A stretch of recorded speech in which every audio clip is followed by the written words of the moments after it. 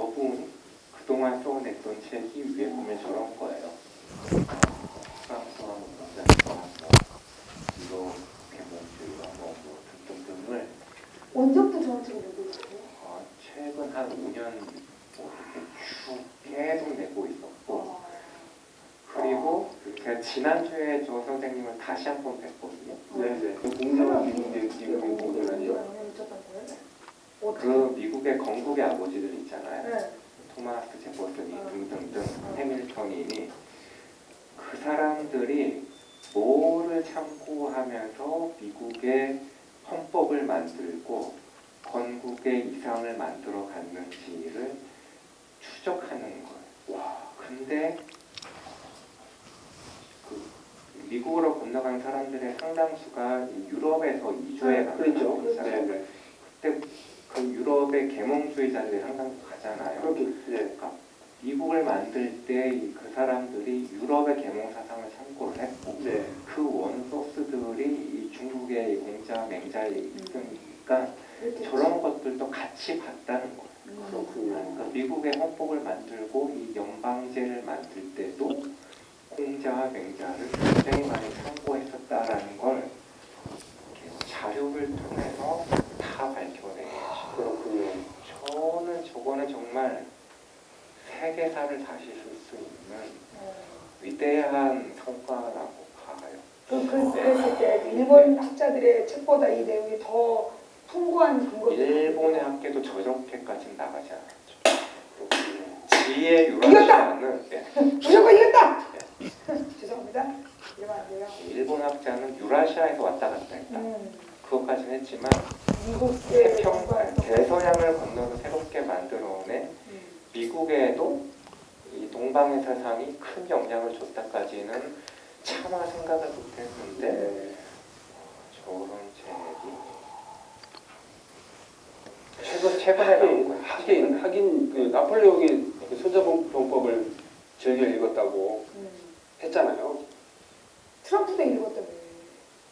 그래요? 네, 트럼프가 손자병법을 읽고 그 무슨 딜을 하러 다니고. 그 사람은 좀 적을 나를 알고 자기도 모르잖아요. 아니야, 형. 너무 그게. 아니, 자기가 누군지 모르면서. 네. 그러니까 그 사람은 우리가 이해 못하는 것일 수도 있어.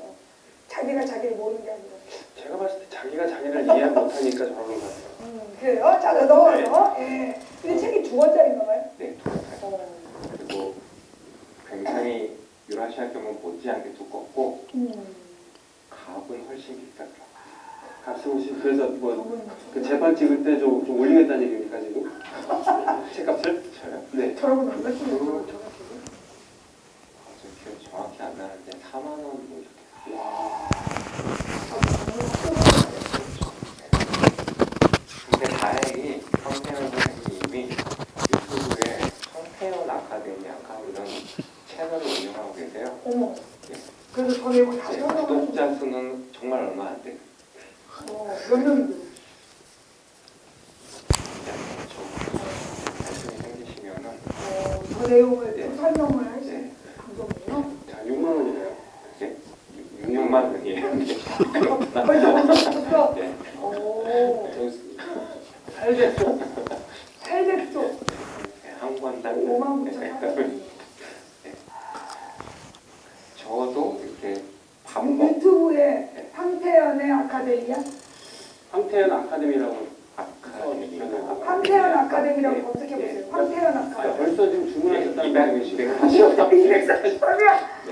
야, 좀 진짜. 낙타님들이 도와주셨으면 좋겠어요. 네. 네. 네. 그래, 나는 저거 다시 내가 정리 못해.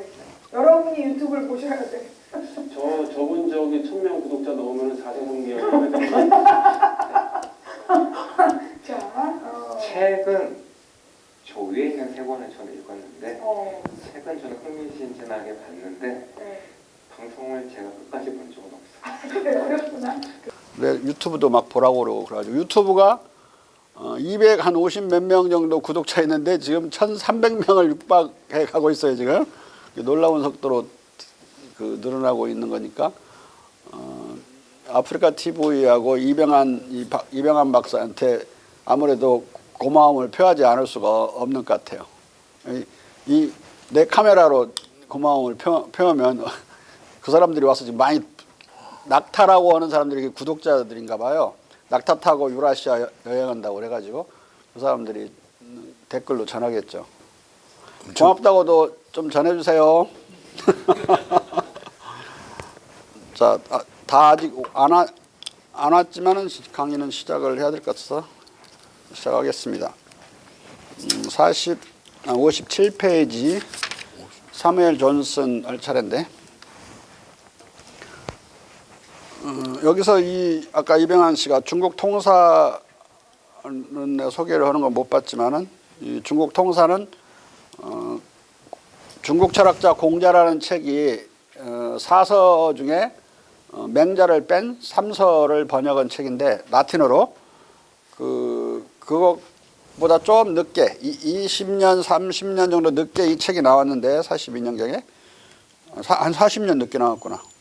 이 책이 중국에 관한 가장 포괄적인 지식을 전하는 그런 책이에요.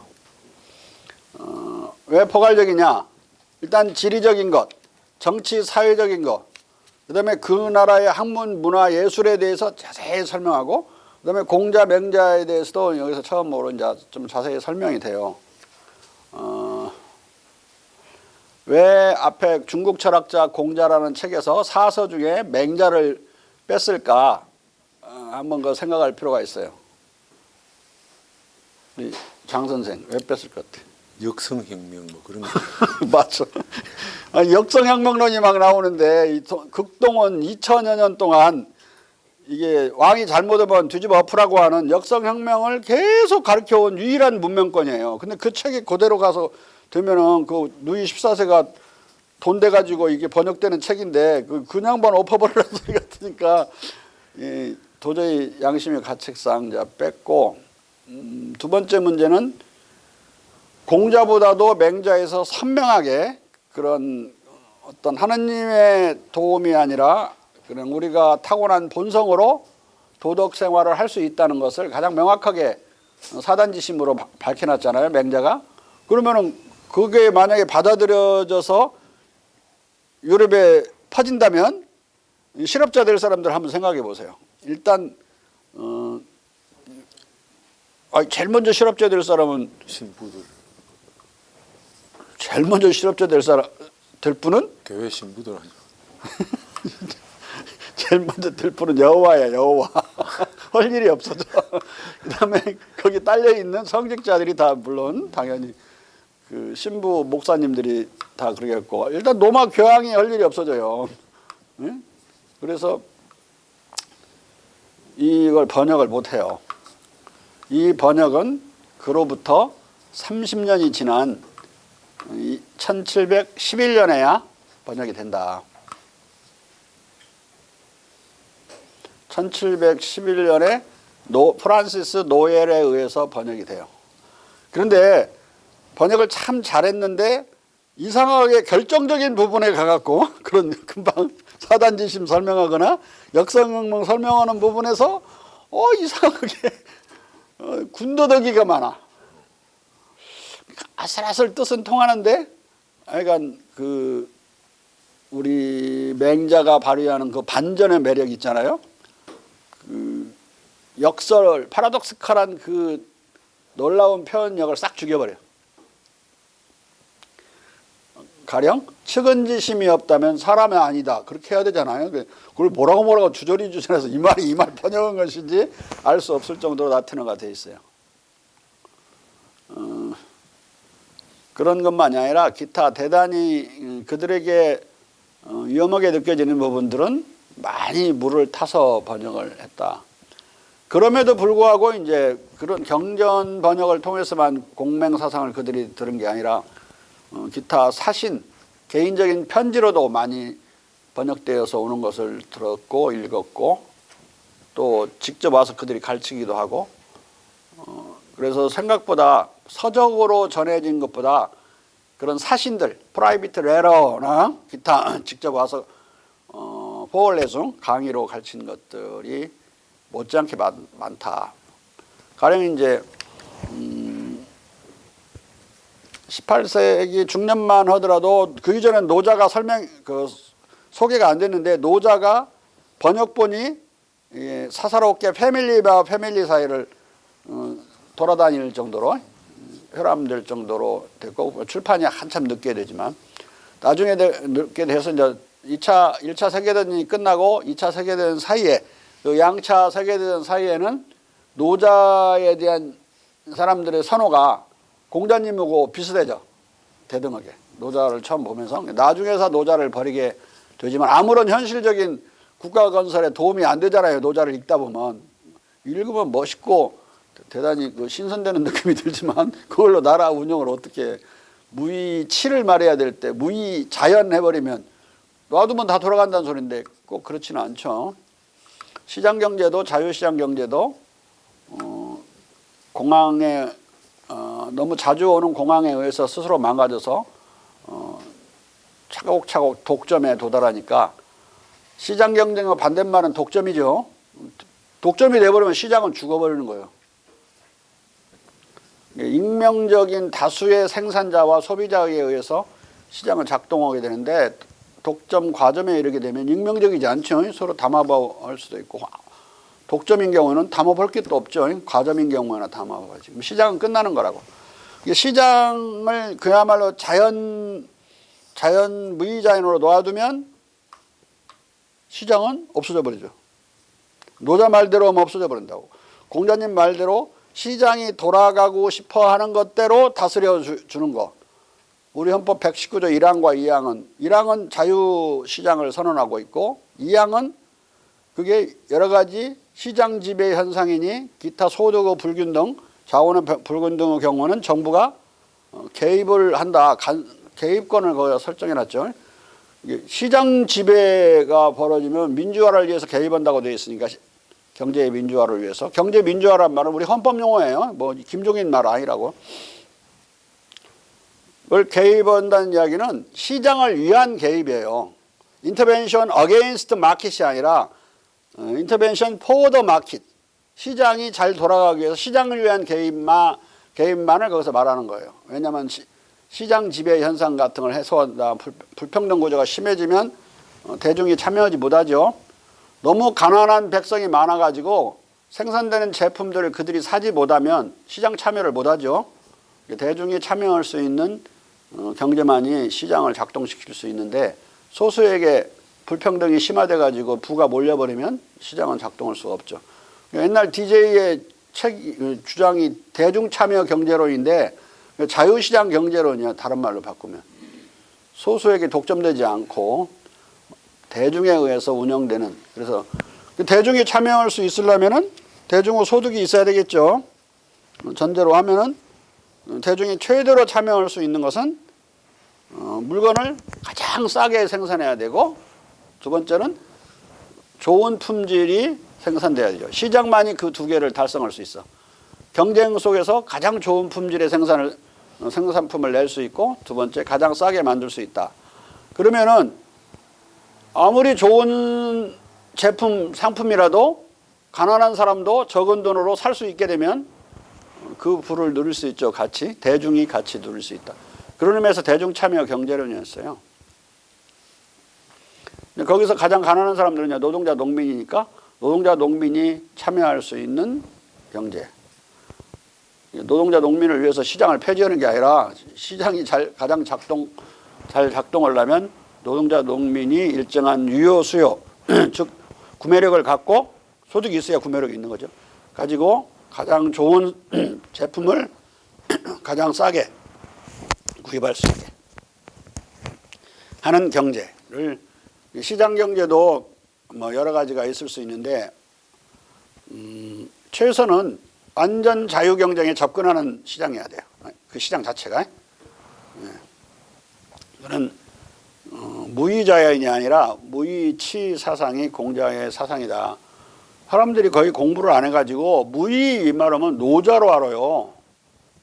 그렇게 한국 사람들이 무식하다고. 여기 지금 이 시대의 영국 사람들보다 무식한 거야. 네? 우리 장 선생. 예. 이 장 선생도 이 사람들보다 무식해 지금 여기. 예. 어디 갔냐고 누가 읽는다고 그랬지? 예. 방송. 자, 1742년 시무엘 존슨은 중국 통사에 대한 논평 시리즈에서 디알드의 중국 통사를 몽땅 발췌 소개하면서 아름답게 글을 쓰고 정확하게 핵순을 따르는 서법은 중국인들 사이에서 아주 존경받을 만한 능력이어서 학위를 위한 시험에서 학위를 위한 시험은 과거 시험을 이렇게 표현해 이 사람들이. 왜냐하면 하나 올라가면은 합격하면은 자꾸 뭔가 타이틀을 줬잖아요. 그걸 학사, 석사, 박사로 이렇게 이해를 해요. 이 사람들이. 자, 학위를 위한 시험에서 이 서법에 숙달하지 못한 자들은 흔히 탈락하게 된다. 한지원자가 말을 뜻하는 한자를 부적절한 약자로 썼다는 이유로 비웃음을 사고 낙방했다는 보고가 있다고 했다. 중국인들은 글씨 쓰는 것에서 세련을 요구하지만 영국의 중국 찬양자들은 지원자가 무엇보다도 도덕의 세련과 교양을 증명해야 한다고 말한다. 신언서판 알죠? 글씨를 잘 써야 된다. 글도 잘 쓰고 말을 똑똑 떨어지게 말을 잘해야 돼요. 풍채가 괜찮아야 되고 말을 똑똑하게 잘해야 되고 글씨를 또 글을 잘 쓰고 글씨도 잘 써야 돼요. 판단력이 좋아야 된다. 그런데 글씨 갖고 그렇게 붓글씨 잘 쓰고 막 이런 짓거리 하다가 이 극동이 다 서양에 뒤지게 되고 먹히게 됐다 이런 소리 하는 사람들이 많이 있었죠. 대표적으로 광장이라는 소설을 쓴 사람이 누구죠? 최인호의 글에 그게 계속 나와요. 글씨는 쓰면 되는 것이지 그걸 그렇게 아름답게 쓰고 그것 갖고 밥 빌어 먹냐 그거 파먹다가 나라가 망하고 이렇게 됐다. 서양한테 밀렸다. 대학교 때 읽으면서 대단히 감명 깊게 읽었는데 나중에 보니까 처음부터 끝까지 다 개소리야. 왜냐하면 일본은 서양한테 밀린 게 아니라 서양 놈들을 가령 따지면 동서로만 가려면 러시아를 이긴 나라고 미국하고 싸우고 막 그런 나라인데 뭐 동양과 서양으로 그렇게 단순 분리할 수도 없는 거고 그런 놈들이 엄청나게 붓글씨 써대고 지금까지도 그러고 있잖아요. 일본 놈들 붓글씨 하나 쓰면 엄청 비싸고 막 우리나라 붓글씨 쓴 거 막 훔쳐가고 근데 그런 걸 안 받는지 이 최인호가 그렇게 헛소리를 써놨고 그리고 혹시 프랑스에 들릴 일이 있으면 글씨 잘 써야 돼. 안 그러면은 애인도 못 꼬셔요. 글씨 딱 쓰는 거 봐가지고 신입사원을 뽑는다고. 6필로 내야 되는 거야. 그러니까 글씨 안에 모든 인격이 다 인텐시브 되어 있다고, 집약되어 있다고 프랑스 사람들은. 중국 놈들이 그러는데 프랑스도 그러는 거 보면 양쪽 다 소양인이 우세한 나라들이거든요. 소양인들은 글씨를 잘 써요. 나도 글씨를 잘 쓰거든. 글도 잘 쓰고. 소민들은 악필이에요. 글도 못 쓰고 악필이에요. 쓰라면 그게 글씨냐?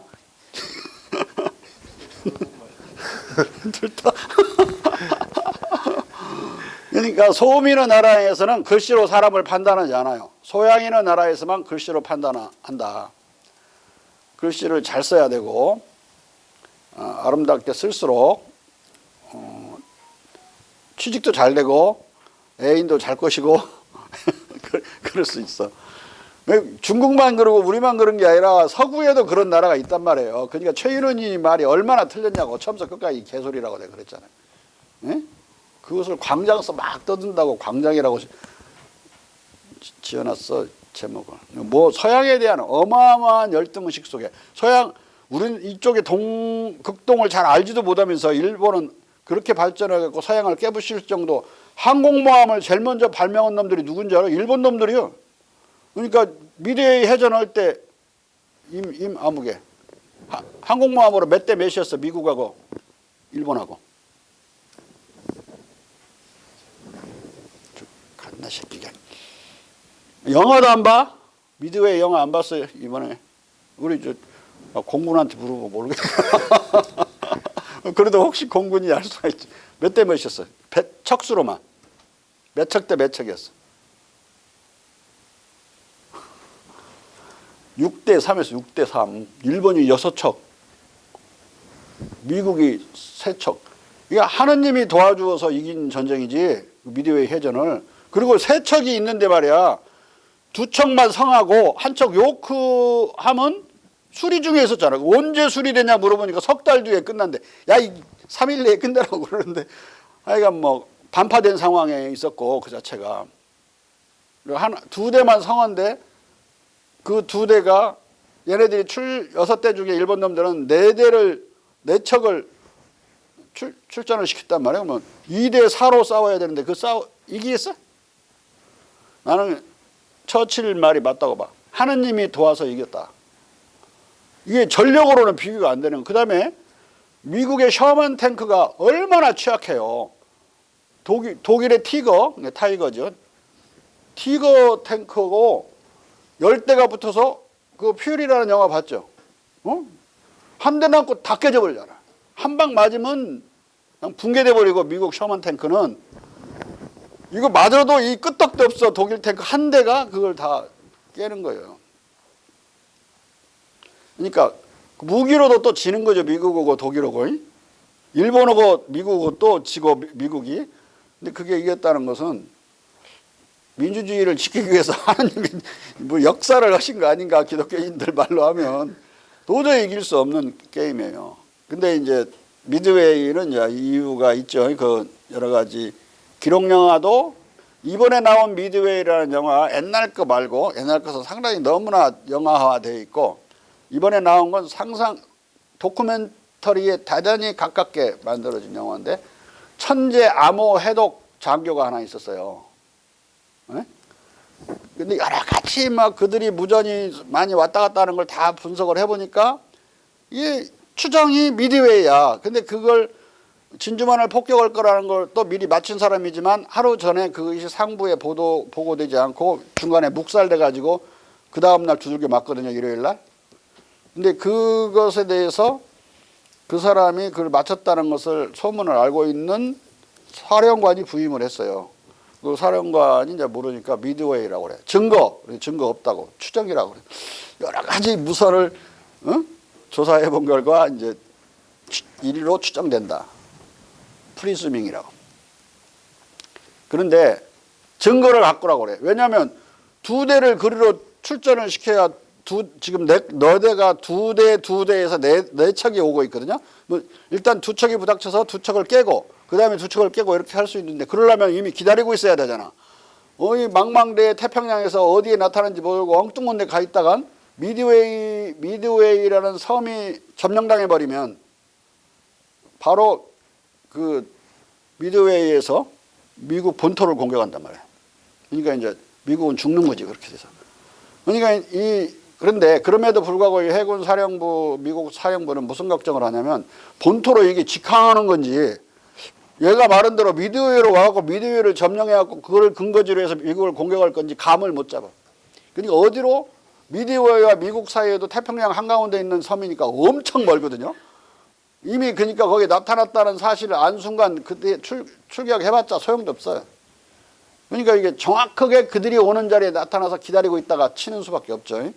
정확한 정보가 필요한데 이 천재 첩보 암호 해독 장교가 사람을 시켜가지고 배를 타고 거기 미드웨이에 있는 미군 기지에서 본토로 또는 자기들 쪽으로 하나의 무선을 날리라고 그래. 물이 떨어졌다. 물이 고갈됐다. 이걸 날리라고 그래. 물이 고갈돼 날려가니까 일본 놈들이 그걸 딱 캡처를 했어. 캡처하고 물이 떨어졌다고 그런다. 물이 떨어졌다. 물이 떨어졌다고 발신한 데는 미드웨이 섬밖에 없단 말이야. 근데 이놈들이 막 여기서 계속 릴레이로 그걸 막 전하는 거야. 물을 가지고 가야 되는 거 아니냐. 이제 미드웨이가 물이 없으니까. 뭐 미드웨이를 점령하러 오는 거잖아. 그냥 물이 떨어졌다는 상호 교신들이 일본 놈 사이에 있는 걸 딱 캐치한 순간 막 뛰어가가지고 사령관한테 증거 이렇게 뛰었는데 이놈들이 막 물이 없다고 물 가져가야 된다고 이렇게 무전을 때리고 그런다. 그리고 이제 미드웨이로 출전을 하는 거예요. 미드웨이에 기다리고 있다가 박살을 내버리는 거야. 그러면은 하느님의 역사가 아니라 그 천재가 한 건가?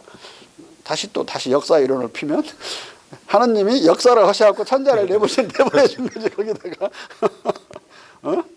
하여간 못 이길 전쟁을 이겨서 우리가 민주주의를 이상으로 싸워서 우리도 민주주의를 이뤘는데 만약에 져버렸으면 민주주의는 힘도 없는 거고 아무것도 아니고 잘못하면 뭐 민주주의 하다가 나라 망하겠구나. 그런 순간 민주주의는 인기 하나도 없어지는 거예요. 네? 자, 더 읽어보세요. 또 젠틀맨 잡지에 투고한 익명의 필자는 말한다.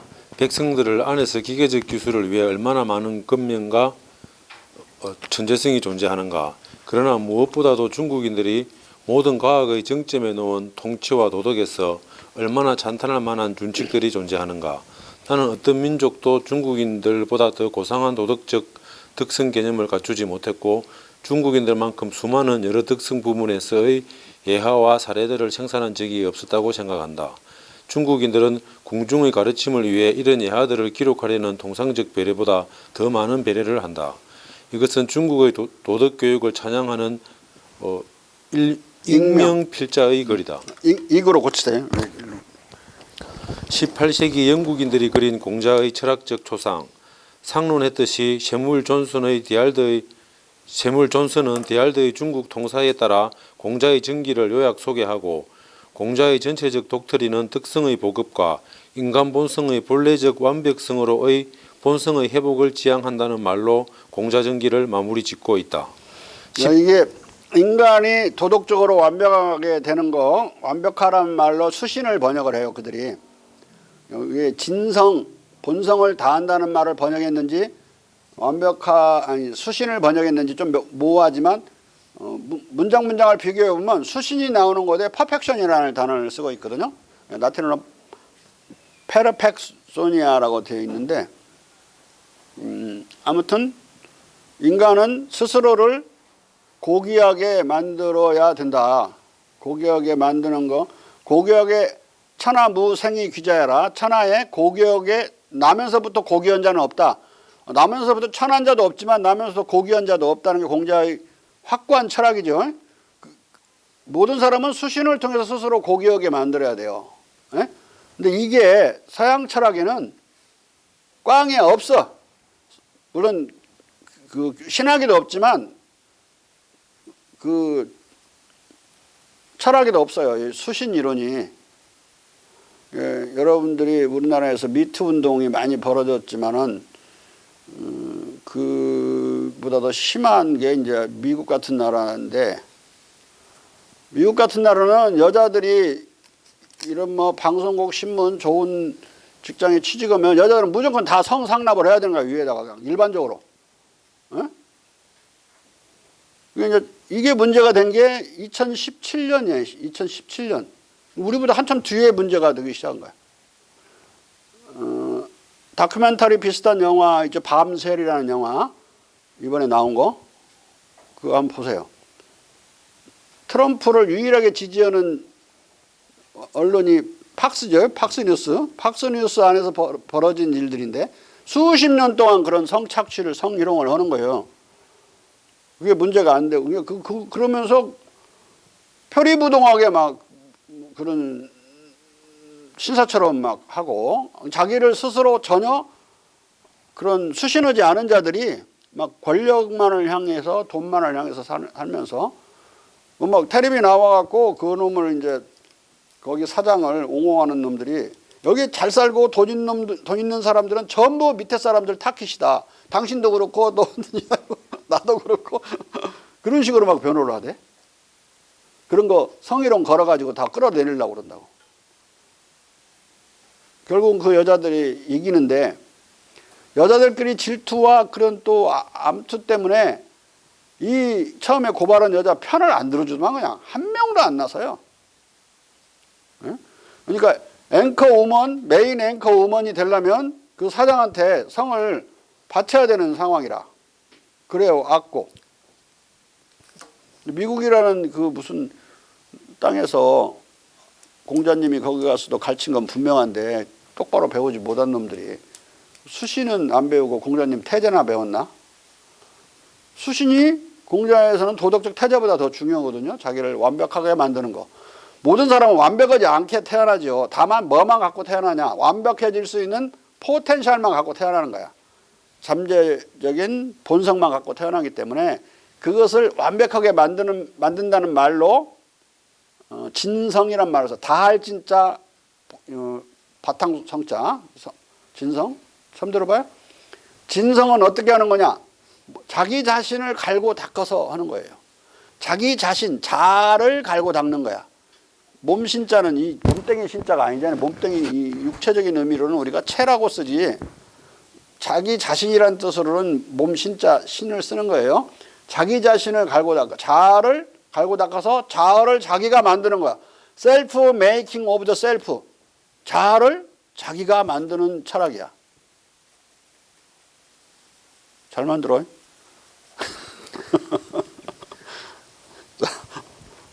17세기 선교사들의 다양한 중국기들이 쏟아져 나온 이래 공자의 초상은 영국인들에게 낯익었다.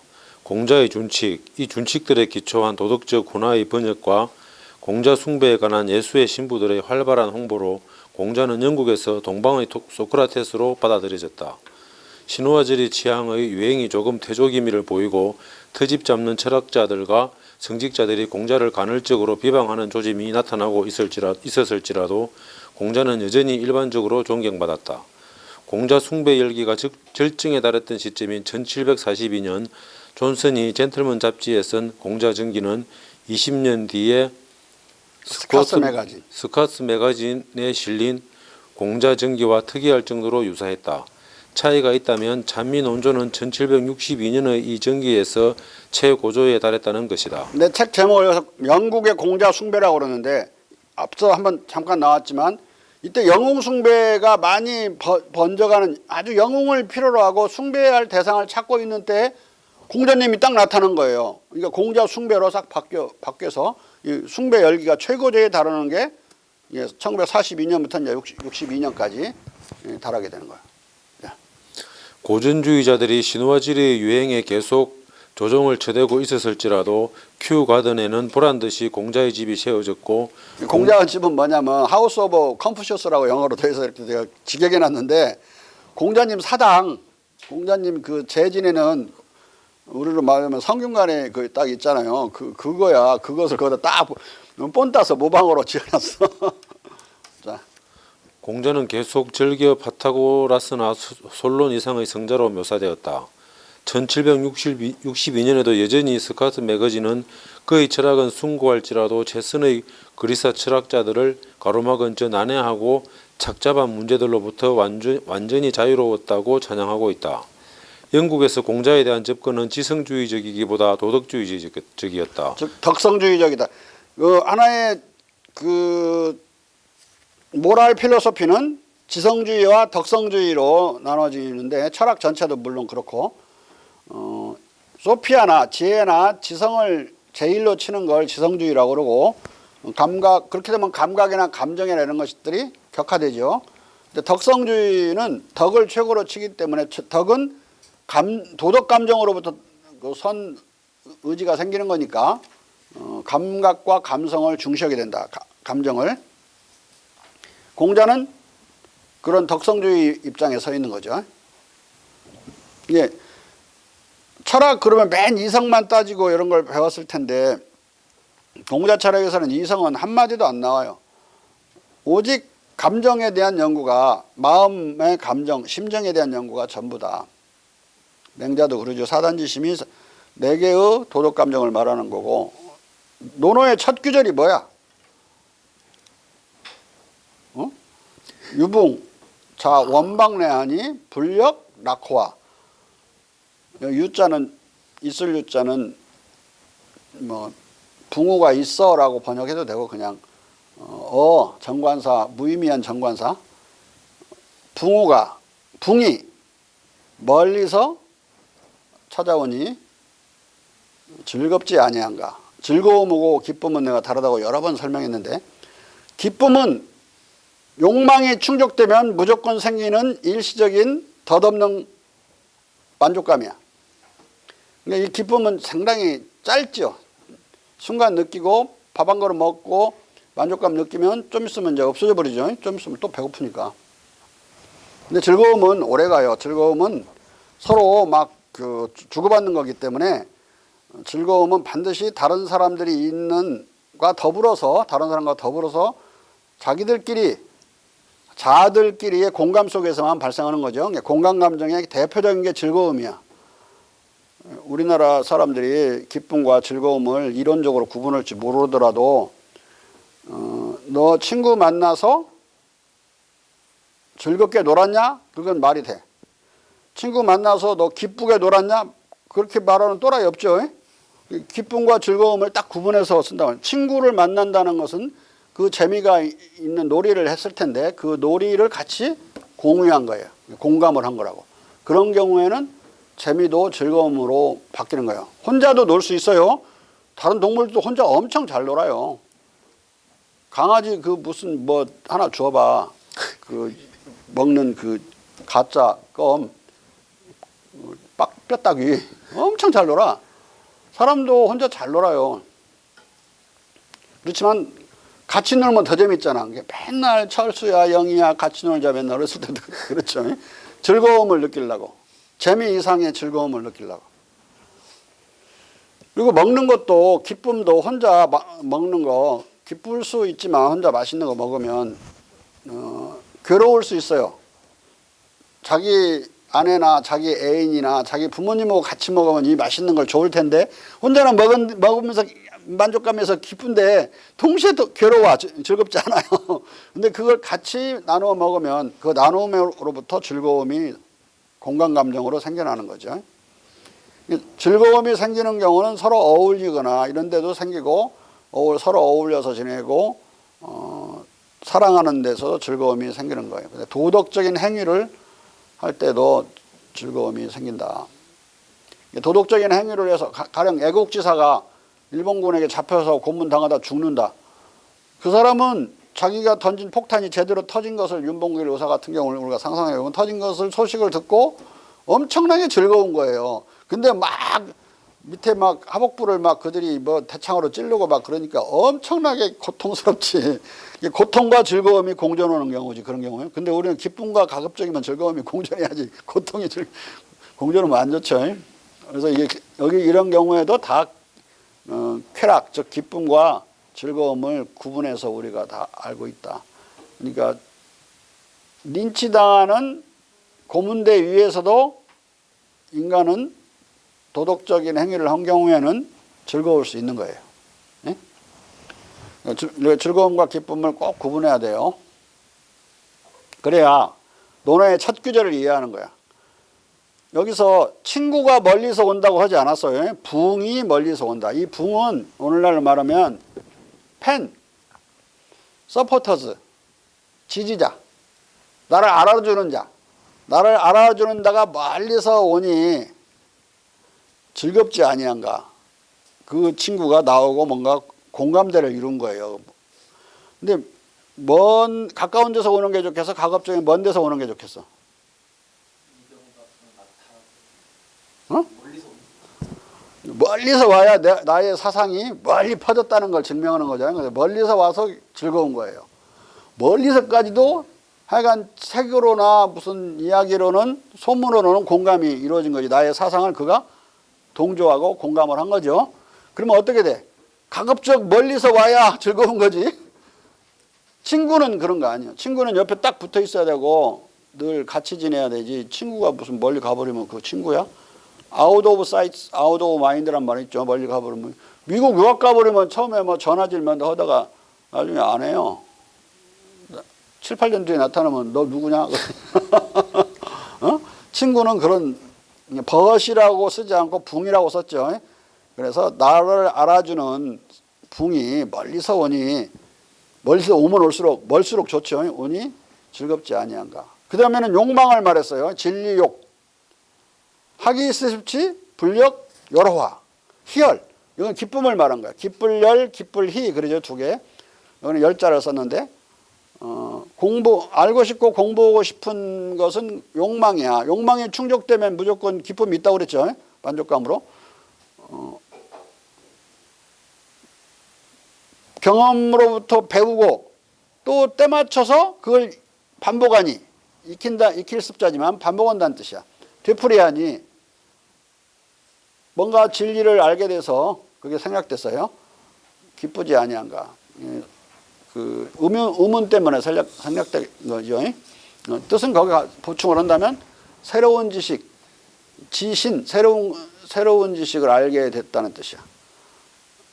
인간은 지식을 가장 단순하게 보면 그냥 앞에 있는 꽃을 보거나 단풍잎을 보거나 그러면 단풍잎이구나. 그것도 뭐 지식이라면 굳이 지라고 할 수 있어요. 근데 그러니까 그 무슨 뭐 우리가 의미 있는 지식으로 보지 않죠. 사소한 인지적 사실이지. 그런데 바람이 불고 나뭇잎이 떨어져. 한 번 봤어, 한 번. 응? 두 번째 보니까 또 바람이 불면 또 나뭇잎이 또 떨어져요. 되풀이해서 봐. 학자는 여기서 배울학자가 아니라 경험한다는 뜻으로 하기 시집자 할 때 학은 해석한다고 그랬죠.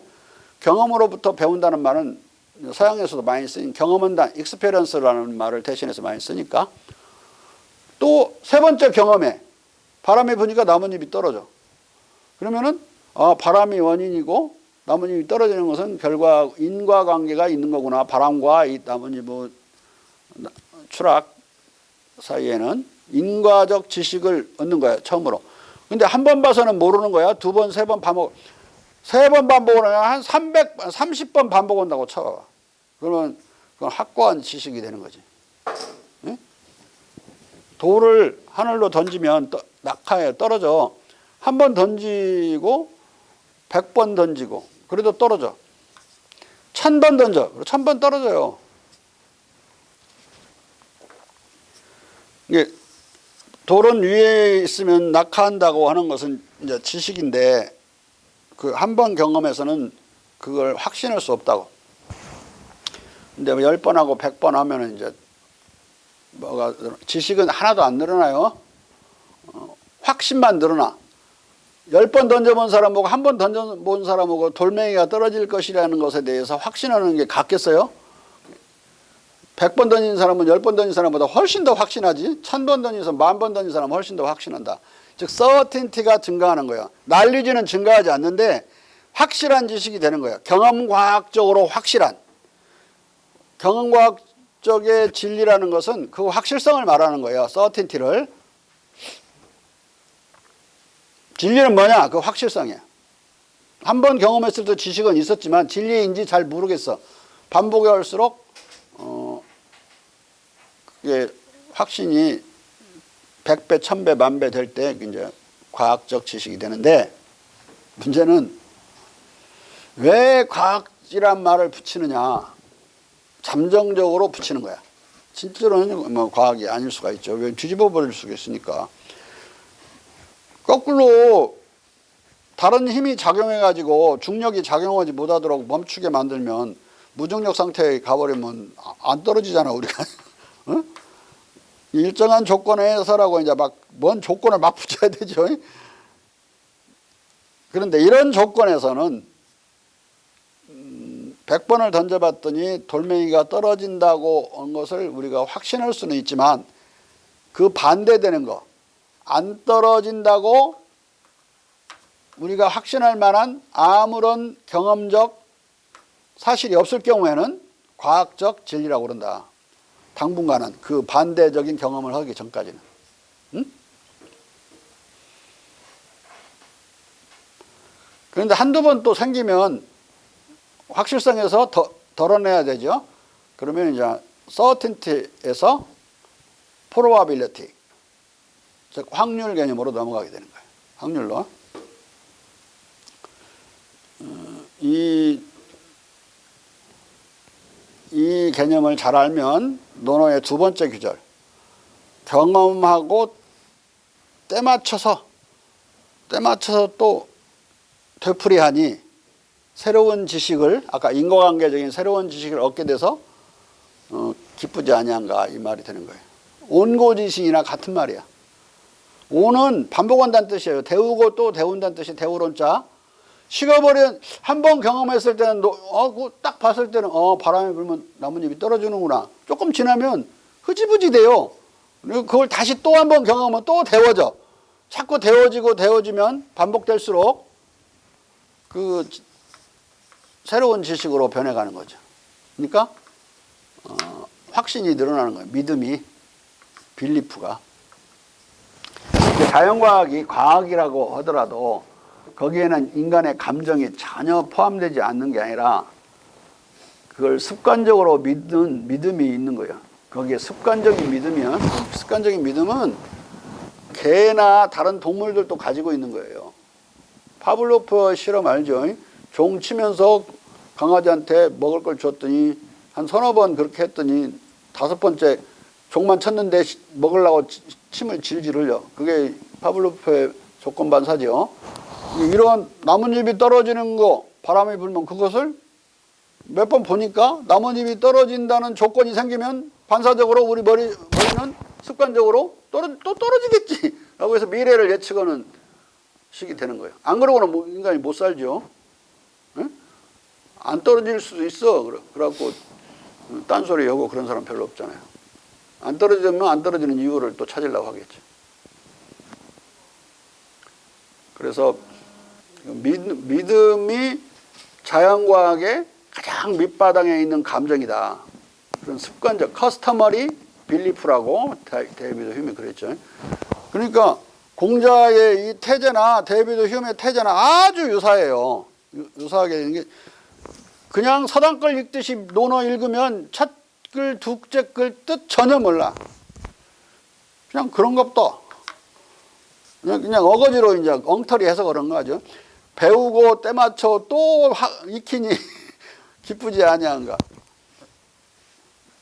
다음에 내가 후퇴해갖고 다시 첫 번째 머릿말부터 읽으면 여러분들 좋아? 돌아버리지. 무슨 뭐 기쁘기는 뭐가 기뻐. 어? 동국인 뒤로 돌아가갖고 또 복수보자고 그러면 좋겠어? 그런 말은 아니고 만약에 그런 식으로 서당글식으로 배우고 또 때맞춰 익히니 그 말을 그렇게 해석한다면 그 뒤에 나올 말은 기쁘지 아니한가 아니라 이 스트레스 아닌가 이렇게 나와. 어? 스트레스 아닌가. 지금 여러분들한테 읽으라고 해서 각자 집에서 이거 읽으라고 되지만 같이 읽는 것은 그 익히는 것의 어려움이나 또는 부담이나 또 불성실함을 극복하려고 그러는 거예요. 물론 내 설명을 들을 때 보충이 돼서 좋기도 하겠지만은 혼자 읽으라고 우리 김종필 대표 혼자 읽으라면 읽겠어?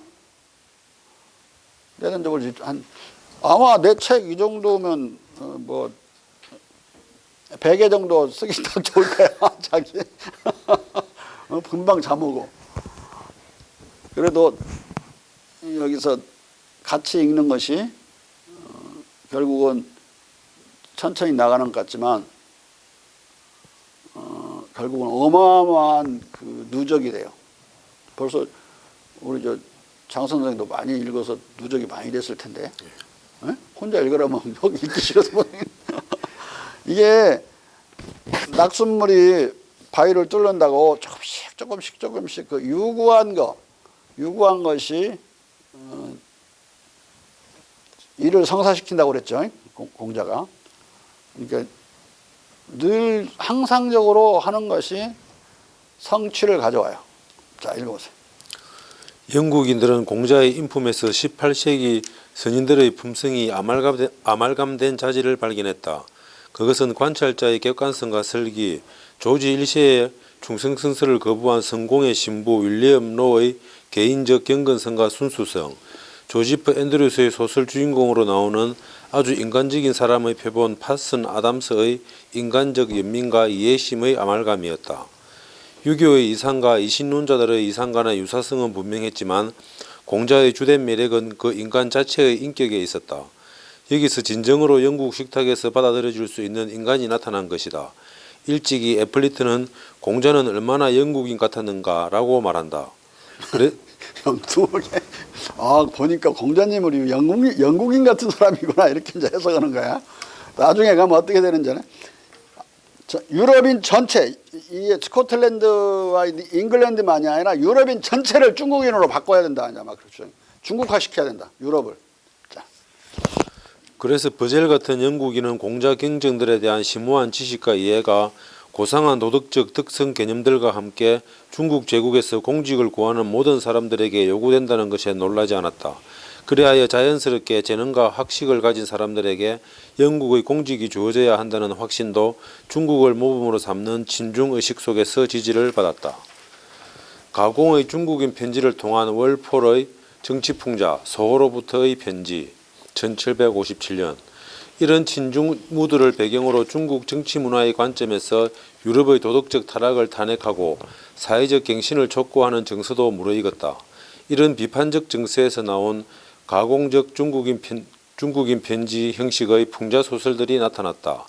가공의 중국인 여행자가 유럽을 둘러보며 썼다는 가공적 편지를 이용하는 서간체 장르는 18세기의 대유행이었다. 몽테스키웨의 페르시아인의 편지와 독일 문필가 다비드 파스만의 여행하는 중국인을 본뜬 다르장송의 중국인 편지, 앙리 디브르의 유럽의 중국 스파이, 프리드리 2세의 피후의 보고, 앙지 구다르의 중국 스파이 또는 북경 황궁의 비밀 특사 등이 그 예다.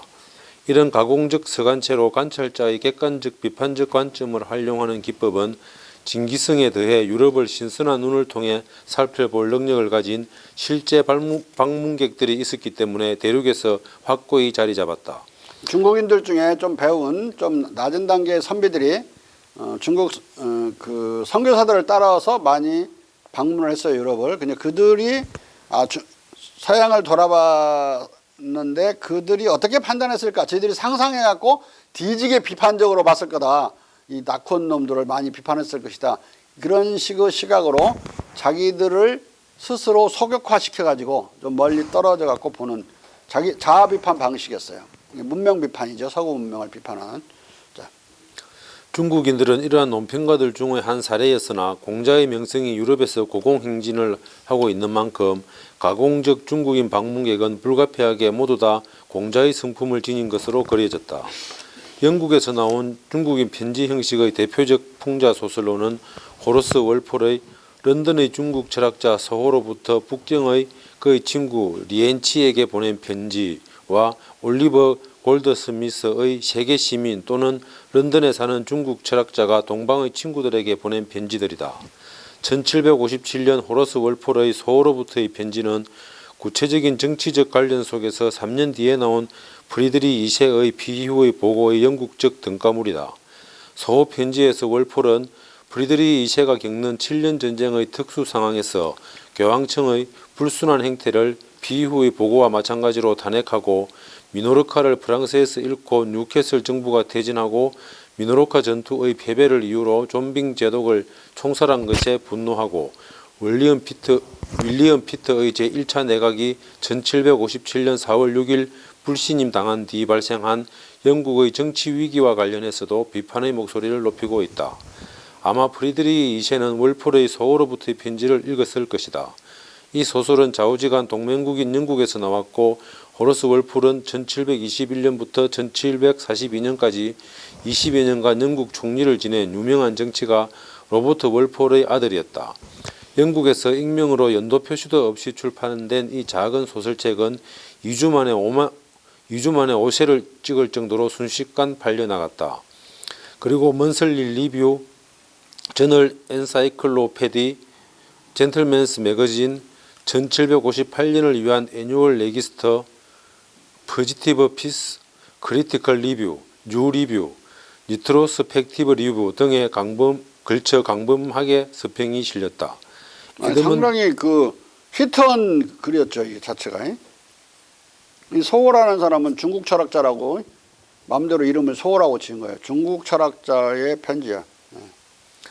에드문드 버크, 루소, 볼테르, 그림, 프리드리 2세 등 당대 유럽의 유명 인사들도 친히 논평하거나 월폴에게 직접 편지를 보내거나 다른 글에서 이 소설을 언급했다. 상론했듯이 호레이스 월폴은 당대의 대표적 진중파 논객이었다. 당시 영국 정치에 대한 월폴의 모든 비판은 전적으로 현실 정치적 동기를 가진 것이다. 당시 문화 비평은 단지 변두리에서만 모습을 나타내고 있었다. 특정한 당파에 찬성하거나 반대하지 않은 채 월폴의 중국 철학자 소호는 북경의 친구에게 보내는 편지에서 당시 상황을 특히 영국의 국익 관점에서 비판하고 있다.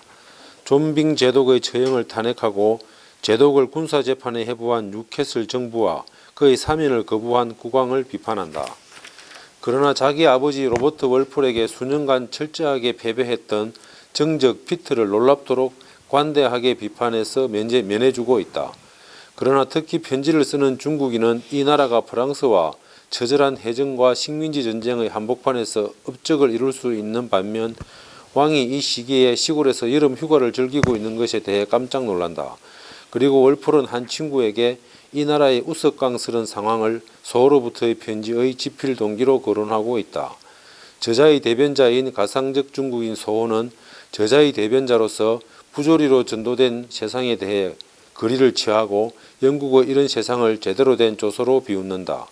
북경으로 보낸 첫 편지의 서두에서 서호는 고상한 문예적 반어법으로 영국인과 프랑스인을 비교하며 영국인을 비판한다. 나는 그대에게 이 나라 사람들이 우리와 다를 뿐만 아니라 이해할 수 없다고 말해왔다. 그대는 북경에 있는 소호의 친구야. 이 사람들은 서양 세계의 여타 인민들과 같지 않다. 프랑스인은 편견과 변덕이 있다. 그러나 그런 것들은 프랑스 민족의 편견이고 프랑스 시대의 변덕이다. 프랑스인은 비록 그릇된 기초 위에 세워질지라도 사상들을 확립했다. 그런데 영국인은 아무런 고정된 사상이 없다. 영국인의 변덕은 영국인의 나라의 것이 아니고 영국인의 나라의 어떤 특수한 재능이나 준칙에 반한다. 영국인의 변덕은 그 자신의 것이다. 영국인의 변덕은 영국인의 자유의 본질적 증명이다. 프랑스에서 사람들은 그들의 국왕에 대해 고귀한 관념을 가지고 있다. 그들은 국왕을 찌르고 싶지만 그를 정오하지 않을 것이다. 영국인은 겨울에 한두 번 왕을 사랑하거나 미워하는데 무슨 이유가 있는 것이 아니라 현재의 내각을 사랑하거나 미워하기 때문이다. 그들은 대래 왕권을 이용해 먹지 그들의 왕권에 대한 혐오에서 반대하지 않는다. 그들은 왕권 위에 올라갈 수 있을 때까지 왕권을 수평화하려고 애쓴다. 그들은 자유에 대해도 그만큼 진지하지 않다. 국민을 자유롭게 하기 위해 아무도 국민을 의미하지 않는다. 조국을 예속화되도록 만들기 위해 그들은 조국을 원치 않는다. 봉신이 있다면 그들은 왕이나 귀족의 봉신이 되고 싶어 할 것이다. 모두가 자유롭게 자유를 파는 한편 가장 부유한 자와 힘 있는 자들은 자유를 사들인다. 이것은 당시 영국인들의 타락한 정치의식과 부조리한 봉건적 사회의식에 대한 월폴의 통렬한 풍자와 반어다. 이 서호로부터의 편지에서도 이국적인 것은 낯선 것이 아니라 거리를 취한 이방인의 눈에 비춰지는 바대로 가까운 것, 친숙한 것이다. 그러나 전체적으로 월폴은 낯선 관점을 처리하는데 거의 아무런 수고를 하지 않는다. 재빨리 써내려간 이 논쟁적 정치소설의 경우에도 모델로 통하는 정치적 이성의 대변자로서의 중국인이라는 가장 일반적인 판박이 관념이 문예적 허구를 뒷갈망하고 있다. 재치와 위트가 넘치는 역설로까지 첨예화되는 이 작품 속에서 중국과 저자 간의 구체적 관계를 보여주는 것은 아무것도 없다. 그 어떤 이국적 기교도 없고 낭만적 절충주의자 월폴에게 미치는 이국적이고 야릇한 것의 매력에 어떤 식으로 굴복하는 것도 없다. 월폴은 4년 뒤인 1764년 오터란토 성 지필로 유럽 계기소설 장르를 창설했다. 그리고 그의 가까운 주변 인물인 백포드는 천일야하의 번안물이라고 할 수 있는 바택을 썼다. 여기까지 하고 한 10분 쉬었다가 합시다.